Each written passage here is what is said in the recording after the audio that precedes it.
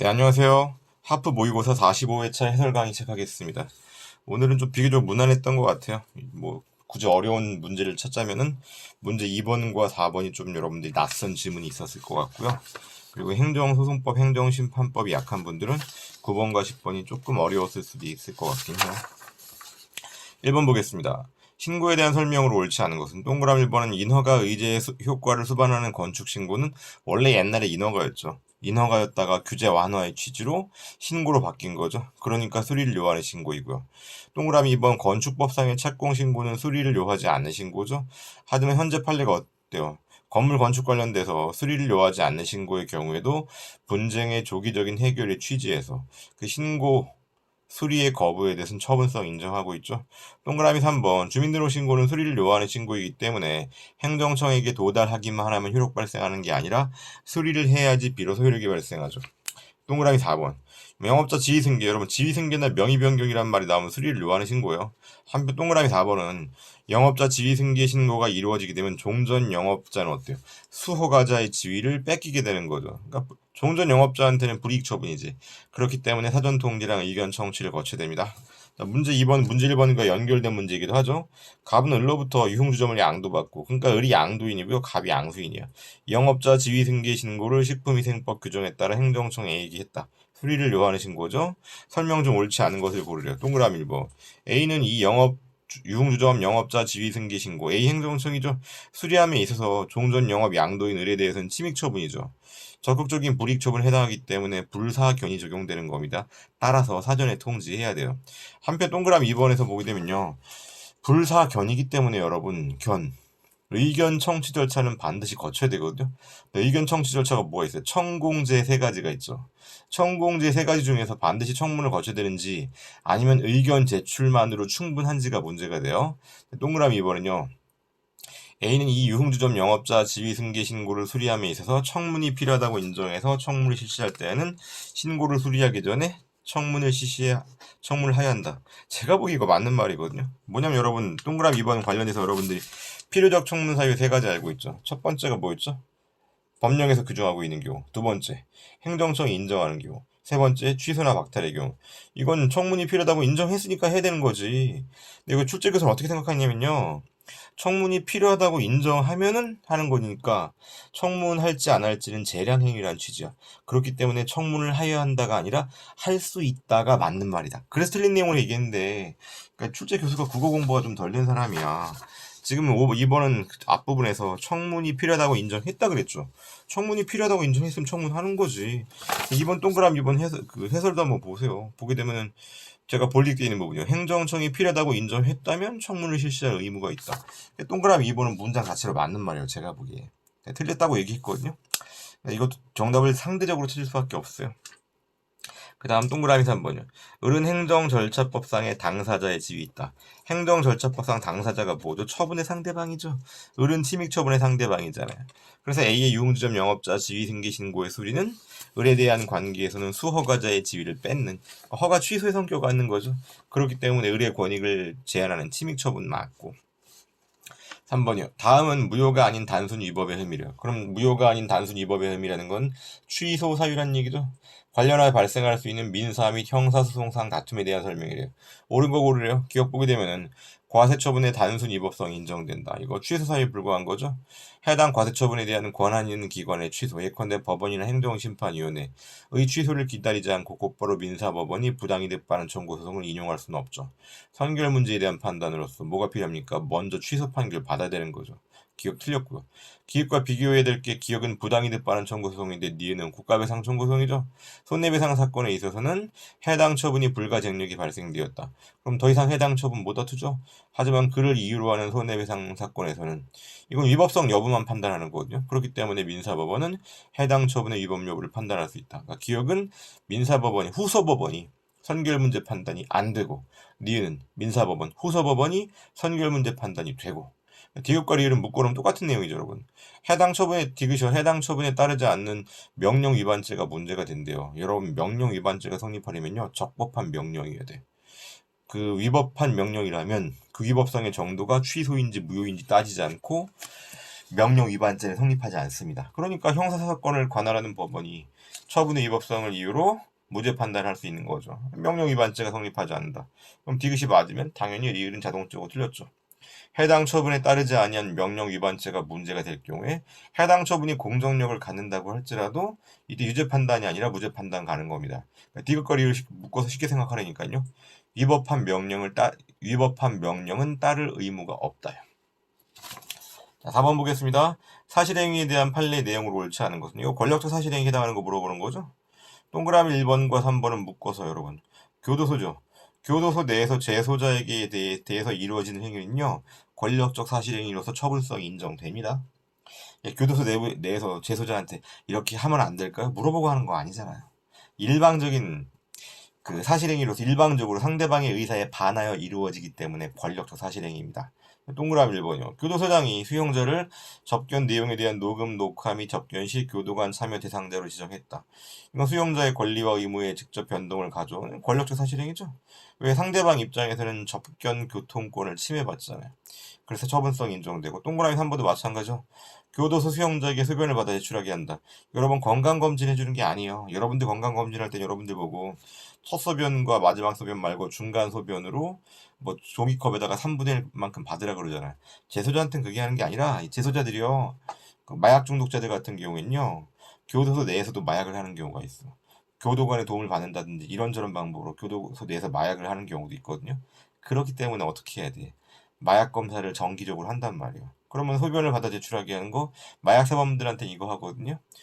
첫 소변 마지막 소변 빼고 중간 소변으로 종이컵 받아오라 그게 아니라 해당 그 교도소 내에 뭐 의무실장 이런 사람들이 있거든요. 혹은 교도관 앞에서 보는 앞에서 소변을 받아 제출해야 돼. 그럼 분명히 여러분 인권 침해적인 요소가 분명히 있긴 해. 그렇다고 안 할 수는 없어. 이건 상대방이 소변 받기 싫대. 그럼 어떻게 돼요? 몇 시간만 붙잡아두고 앞에 이렇게 기다리고 쳐다보세요. 그럼 소변 안 볼 수가 없는 거지. 권력적 사실행위로서 처분성이 있습니다. 동그라미 2번이요. 구청장이 사회복지범위에 대한 특별감사 결과 지적사항에 대해서 시정 지시를 했대요. 그리고 그 결과를 관계 서류와 함께 보고하도록 지시했다는 얘기죠. 동그라미 4번의 경우는 뭐 한 겁니까? 문제가 있으니까 사회복지법인에 대해서 특별감사 내용에서 그 시정사항에 대해서 지시를 한 거죠. 그럼 만약에 시정사항을 어기게 되면 어떤 일이 생깁니까? 그럼 불이익을 받겠죠. 어떤 불이익 받겠습니다. 사회복지법인이 그 설립 허가가 취소가 될 수도 있고요. 그리고 그 밖에 여러 가지 뭐 시설 폐쇄 등의 불이익 처분을 받을 수 있는 거죠. 그러니까 처분성이 있는 겁니다. 동그라미 2번에 해당하는 볼딩되어 있는 부분 보게 되면요. 첫 번째 볼딩에서 밑에서 뭐 네 번째 줄 보시게 되면요. 법인 설립 허가가 취소가 될 수 있고 자신이 운영하는 사회복지시설에 대해서 사업정지 명령을 받을 수도 있고 시설의 장이 교체가 될 수도 있고 시설이 폐쇄가 될 수 있고 그러면 이렇게 상대방의 권리와 의무에 직접 영향을 미치죠. 그러니까 이건 비권력적 사실행위가 아니라 권력적 사실행위로서의 처분이란 얘기예요. 동그라미 4번. 체납처분의 집행으로서 하는 압류처분, 강제징수 4단계죠. 도감매청 4단계. 그 중에 보시니까 압이죠. 압. 압은 가서 딱지 붙이는 거잖아. 비싼 재산에 대해서 딱지 붙이는 거죠. 오늘 뭐 신문 보니까 뭐 쌍칼이라고 박준규라는 사람 뭐 종합소득세 체납한 거 한 3억 원 정도 있다 그랬더라고요.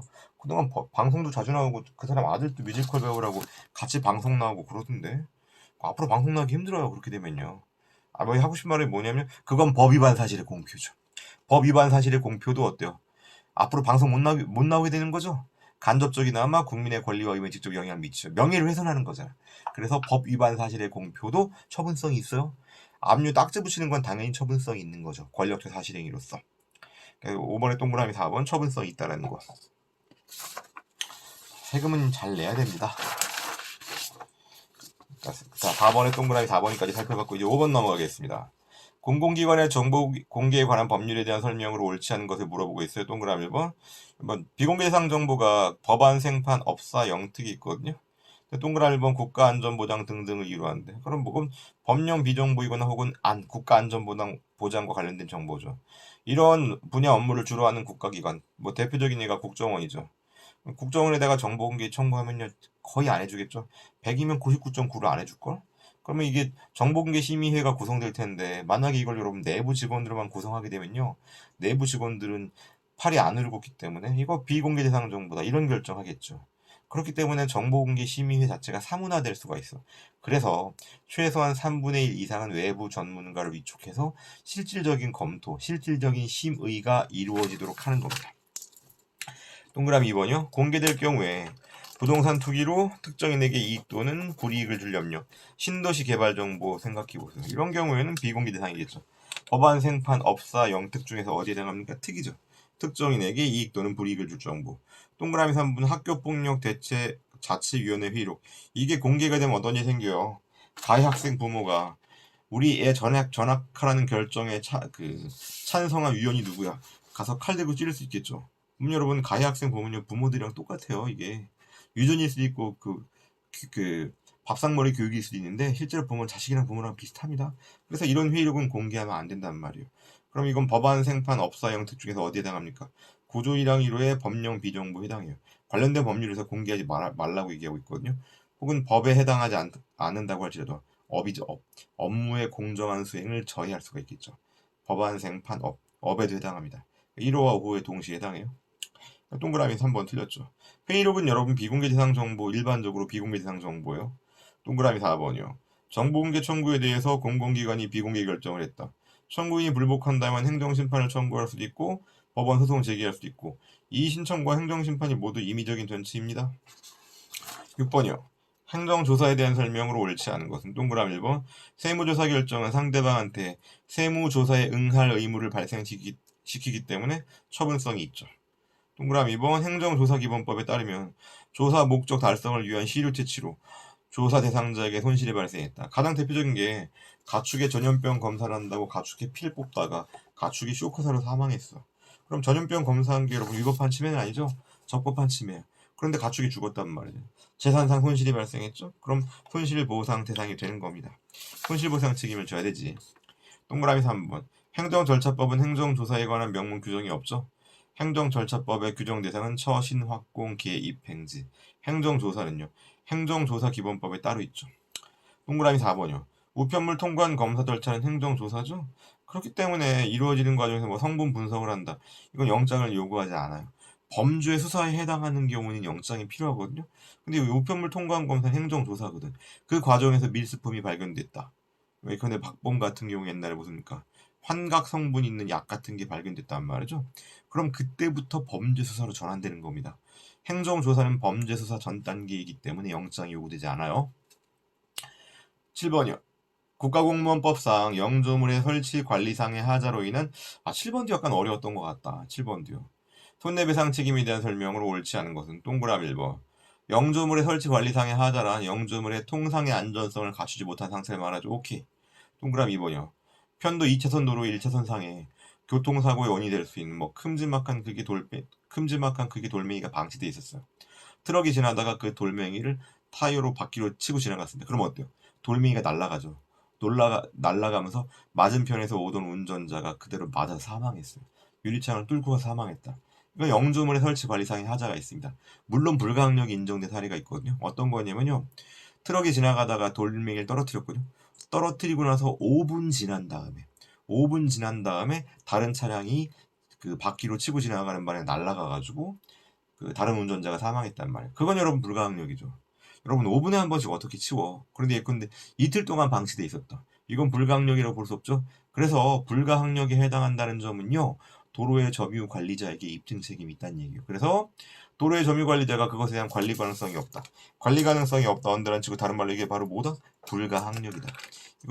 이걸 입증을 못했다? 그러면은 관리상의 하자가 존재하는 거죠. 3번이요. 영조물이 공공의 목적에 이용됨에 있어서 그 이용 상태 및 정도가 일정한 한도를 초과해서, 이 일정한 한도라는 게 수인 한도를 얘기하는 거죠. 제3자에게 예컨대 인근 주민에게 사회통념상 참을 수 없는 피해를 입힌다. 이거면 영조물의 설치 관리상의 하자에 해당하기 때문에 국가배상법 제5조 책임 인정되는 거죠. 자, 김포공항에 대한 사례도 있었고 매향리 세격정에 대한 사례도 있었고. 동그라미 4번이요.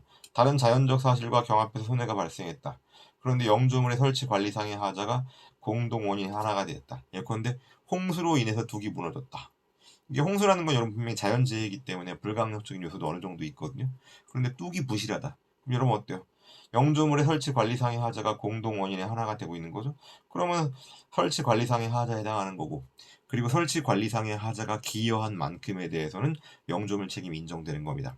예컨대 불가항력적인 요소가 40%, 설치 관리 상의 하자가 60%. 그럼 60%에 해당하는 것만큼은 국가배상 책임이 인정되는 거예요. 8번이요. 행정소송에 대한 설명으로 옳지 않은 것은 동그라미 1번. 무효확인 소송에서 무효확인을 구할 법률상 이익이 있는지를 판단함에 있어서 행정처분의 무효를 전제로 한 이행소송 등과 같은 직접적인 권리 구제사안이 있는지를 따질 필요가 없다. 이건 뭡니까? 확인 해소의 보충성이 요구되지 않는다는 얘기죠. 원래 민사소송은요, 이행소송이 가능하면 확인소송 불가요. 그 이유는 이행소송만이 실효성이 있고 확인소송은 실효성이 없기 때문이거든요. 그런데 무효확인 소송은요, 그 자체로 충분히 실효성이 있죠. 상대방 국민이 무효확인 소송 승소하게 되면요, 행정청은 기속력에 따라서 예컨대 세금 같은 경우 잘못 낸 세금 돌려준단 말이죠. 그러니까 충분히 확인 소송도 실효성이 있어. 그래서 무효확인 소송에 대해서는 확인 소송의 보충성이 요구되지가 않아요. 동그라미 2번이요. 국토의 계획 및 이용에 관한 법률상 토지 소유자 등이 도시군 계획 시설 사업 시행자의 토지 일시 사용, 공용 사용에 해당한단 말이죠. 수용이 아니라 사용이니까. 정당한 사유 없이 동의를 거부했다. 이런 경우에는 이거 동의의 의사표시를 받아달라고 소송 제기할 수 있겠죠. 한편 동의의 의사표시를 구하는 소송 원들은 쳐볼게요. 이거 공법관계거든요. 공법관계. 공용 사용이잖아. 그러니까 공법관계인 거 맞습니다. 그런데 동의의 의사표시를 구하는 소송, 이 말에 처분이란 말이 들어있어 안 들어있어? 안 들어있죠. 안 들어있기 때문에 처분 이외의 공법상의 법률관계이고 따라서 당사자 소송으로 가는 겁니다. 동그라미 3번이요. 합의대 행정청의 처분에 대해서 합의대 행정청이 피고가 되므로 슬래시하시면 앞단이 맞죠. 하지만 중앙노동위원회의 처분에 대해서는 노동위원장이 피고가 된다는 별도의 명문 규정이 있죠. 동그라미 4번. 권한의 내부 위임이 있다. 그럼 내부 수임기관은 자기 명의로 하면 안 되고 해당 권한을 갖고 있는 외부 위임기관이, 그러니까 위임기관, 외부 위임기관이 아니라 위임기관이 처분청이 돼야 되는 겁니다. 그런데 원처분청의 명의가 아니라 자기 명의로 처분을 했다. 잘못한 거죠. 제 표현에 따른 뭡니까? 이런 걸 완장질이라고 불러. 하지만 내부 수임기관이 자기의 명의로 했다. 그럼 대외적으로는 내부 수임기관이 한 처분이 되는 거란 말이지. 그렇기 때문에 내부 수임기관이 피고가 되는 겁니다. 9번이요. 행정소송법상 소의 변경에 대한 설명. 여러분, 법원이 필요가 있다고 판단될 때 직권으로 소 변경할 수 있습니까? 안 돼요, 여러분. 법원 직권 불가능한 경우가 4가지가 있어. 피변, 록적이요. 피고 경정, 변, 소변경. 물론 처분 변경으로 인한 소변경도 포함합니다. 록, 행정심판 기록 제출 명령, 적, 간접 강제. 이 4가지의 경우에는 법원 직권이 불가능해. 그러니까 동그라미 1번 틀렸죠. 동그라미 2번이요. 법원이 소의 종류를 변경하면서 피고까지 달리하게 됐대. 그럼 새로 피고로 들어온 사람이 있겠죠. 그럼 그 사람한테 너의 의견은 어떠니? 네가 피고가 돼야 되는데 들으라고. 의견을 듣는 건 반드시 들어야 되니까 기속행위죠. 반면 그 의견에 기속되지는 않죠. 동그라미 3번. 소변경은 항고소송을 당사자소송으로 바꾸는 경우도 가능하고 당사자소송을 항고소송으로 바꾸는 경우도 가능하죠. 동그라미 4번. 처분변경, 소변경이래. 행정소송법 제18조 1항 단서가 적용되는 경우에도 행정심판을 거칠 필요가 없다. 행정심판을 거칠 필요가 없다고 한다는 쳐볼까요? 필요적인 전치에 해당하는 경우에도 행정심판을 거칠 필요가 없다. 이거 우리가 어떻게 알고 있어요? 심판, 동관, 면피죠. 그 중에 어디에 해당해? 변에 해당하죠. 이게 무슨 말인지 모르겠는 분들은 조문특강 한번 들으세요. 조문특강 프리스쿨에서 행정소송법과 행정심판법 모두 조문특강 공개특강으로 올라가 있어요. 좋은 강의예요. 10번. 행정심판에 대한 다음 설명으로 옳은 것은 동그라미 1번. 행정심판 전치주의가 적용되는 경우에도 처분의 무효를 구하는 소송. 여러분, 무효를 구하는 소송의 경우는 행정심판 전치주의가 적용되지 않죠? 이거 우리가 어떻게 알고 있어? 무심, 제기, 접사죠. 무효등 확인 소송에서는 행정심판, 필요적인 전치가 적용되지 않는다고요. 하지만 무효의 하자를 무슨 소송으로 다툰대? 취소 소송으로 다투는 경우에는 취소 소송의 요건을 구비해야 되겠지. 그렇다면 세도공, 과세처분, 도로교통법상 처분, 공무원에 대한 징계처분. 취소 소송으로 다툰다? 그럼 행정심판을 거치라고요. 동그라미 2번이요. 행정심판 전치주가 적용되는 경우에 그 다음에 언더란 쳐볼까요? 행정심판을 제기는 하였으되 행정심판의 재결을 거치지 않아도 되는 경우. 이거 우리가 어떻게 알고 있습니까? 재결, 육손모정이죠. 현행법상 규정돼 있죠. 또 재결, 육손모정이 뭔지 모르겠는 분들은 조문특강 들으시라고요. 프리스쿨. 동그라미 3번이요. 행정처분의 상대방에게 행정심판 전치주가 적용된다. 그러면 세도공 사건의 경우에 제3자가 제기하는 경우에도 세도공 사건의 경우에는 행정심판을 반드시 거쳐야 돼. 지금 제3자가 행정처분의 존재를 알지 못하고 행정심판에 대한 고지를 받지 못하게 된다. 이건 맞죠? 그러면요. 자기가 안 날로부터 90일 이내에 제기하면 돼. 있은 날로부터 1년을 도구해도 괜찮아요? 정당한 사유가 있으니까. 하지만 안 날로부터 90일은 지켜야 돼요. 그거 자 거기에 대한 특례만 있는 것이고, 그러니까 있은 날 1년은 도구해도 정당한 사유가 인정된다. 그런 특례는 있지만 행정심판 전치주에 대한 특례는 없다고요. 세도공 사건에 해당하면 그 제3자가 제기하는 경우에도 행정심판을 거치라. 동그라미 4번이요. 둘 이상의 행정심판 절차가 존재하는 경우에 명문 규정이 없어도 그 중 하나는 거쳐야 한다? 여러분, 필요적인 전치라면 거쳐야 한다겠지. 어떤 경우 있습니까? 과세처분의 경우에는 조세심판원에 대한 심판 청구와 국세청장에 대한 심사 청구, 둘 중에 하나는 반드시 거쳐야 돼요. 그런데 여러분, 그 밖에 세도공에 해당하지 않는 건 임의적 전치죠. 임의적 전치는 어때요? 둘 다 안 거쳐도 돼. 여러 개 행정심판 절차가 있다. 하나도 안 거치고 곧바로 취소성으로 가도 된다고요. 그러니까 동그라미 4번도 틀린 겁니다. 그래서 뭐 여러분 90번 같은 경우도 어렵다 그러면 어려운 문제였습니다. 또 설명하다 보니까 좀 중요한 또 그 까다로운 지문이 좀 있긴 했네. 여러분도 오늘도 까다로운 내용 많았으니까 잘 정리하시기 바랍니다. 그리고 여러분 유튜브에다가, 그리고 여러분 또 네이버 카페 그 업로드한 게시글에다가 답변 꼭 다세요. 여러분들이 뭘 틀렸는지, 남들도 여러분들이 뭐 틀렸는지 궁금해할 겁니다. 예, 수고하셨습니다.